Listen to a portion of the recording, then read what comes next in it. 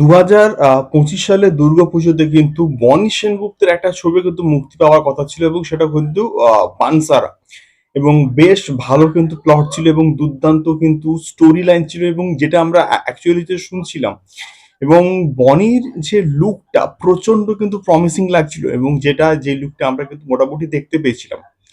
তো ওখানে কিন্তু অপরাজিতা আড্ডাও কিন্তু ছিল, এবং গল্পের যে সিনপসিসটা সেটা কিন্তু প্রচন্ড ইন্টারেস্টিং ছিল। তো সেই ছবিটা রক্তবীজ টু, দেবী চৌধুরানী এবং আমাদের দেবদার রঘু ডাকাত তার চাপে কিন্তু কোথাও গিয়ে পিছিয়ে যাচ্ছে।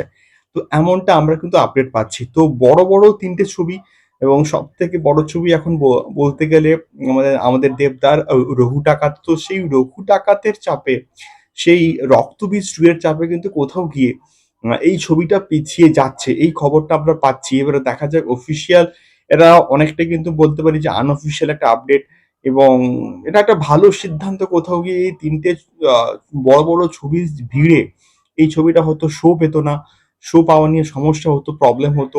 তো সেই জায়গা থেকে দাঁড়িয়ে মনে হয় যে মেকার্সরা একটা ভালো সিদ্ধান্ত নিচ্ছে এটাকে পোস্টপোন করিয়ে দেওয়ার। এবারে দেখা যাক কি হয়। বনির একটা ভালো কামব্যাক হোক এটা আমরা চাই, এবং অন্যদিকে কৌশানের কিন্তু একটা প্রপার কিন্তু কামব্যাক হয়েছিল, এবং সেই জন্য কিন্তু সে রক্তবীজ টুতেও কিন্তু একটা মানে চান্স পেয়েছে, এবং রক্তবীজ টুতে দেখা যাক তার এখানে পারফরমেন্সটা কি কি লেভেলের হয়, এটাই কিন্তু দেখার মতো বিষয়পত্র হবে।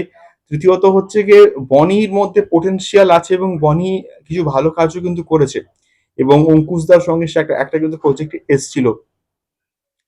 তো সেই প্রজেক্টটাও কিন্তু প্রচন্ড ভালো ছিল। তো সেখানেও কিন্তু আহ, কোথাও গিয়ে আমার মনে হয় যে বনির কাজ ভালো ছিল, এবং বনি ভালো স্ক্রিপ্ট পেলে কিন্তু ভালো কাজ করতে পারে। তো সেক্ষেত্রে আহ, এটা কোথাও গিয়ে মনে হয় যে রক্তবীজ টু এবং রঘু ডাকাতের ভিড়ে এই ছবিটা হয়তো শো পেতো না, এবং আলটিমেটলি কিন্তু পিছিয়ে যাচ্ছে। দ্বিতীয়ত যে বিষয়টাকে নিয়ে কথা বলবো, আশিকি থ্রি ভার্সেস কিন্তু ওয়াইআরএফ স্পাই ইউনিভার্সের অ্যালফা, সেটা কিন্তু বস হতে চলেছে। তার কারণটা হচ্ছে আশিকি থ্রি কিন্তু দিওয়ালিতে মুক্তি পাওয়ার কথা ছিল। তো সেইটা কোথাও গিয়ে পোস্টপোন হচ্ছে, এবং পোস্টপোন হয়ে কোথাও কিন্তু এটা ক্রিসমাসে কিন্তু মুক্তি পাচ্ছে, এবং ক্রিসমাসে কিন্তু ওয়াইআরএফ স্পাই ইউনিভার্সের কিন্তু আলফাও কিন্তু কোথাও গিয়ে মুক্তি পাচ্ছে। এবং আলফা দেখা যাক কেমন হয়। তার কারণটা হচ্ছে ওয়াইআরএফ এর এখন কিন্তু খুব একটা বেশি পোটেনশিয়াল নেই, মানে স্পাই ইউনিভার্সের ক্ষেত্রে।